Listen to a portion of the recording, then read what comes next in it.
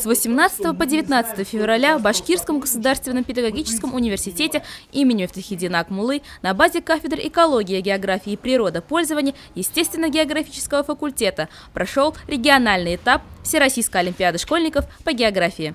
Ребята уже получили задание, сидят, работают.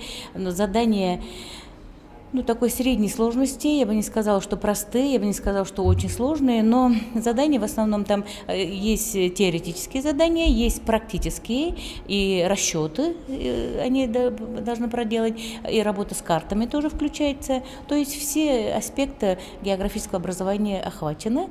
Во второй день Олимпиады прошла церемония закрытия и награждения. Наставников, чьи воспитанники стали призерами и победителями Олимпиады, также отметили почетными грамотами. Больше всего участников приехало из городов Нефтекамск, Стерлитамак и Октябрьский. Именно они являются традиционными лидерами олимпиадного движения по географии. В последние годы к ним успешно подтягиваются города Уфа, Мелеуз, Сибай и Туймазы. Я также выступал в 8 классе, но тогда я занял 36-е место. Есть к чему стремиться. А в этом году уже намного лучше результат получился. Так что надо приезжать, готовиться, дерзать, не думать, что не получится. Все получается. Дальнейших всем успехов. Мы такие радостные. Это у меня в практике это победа первая.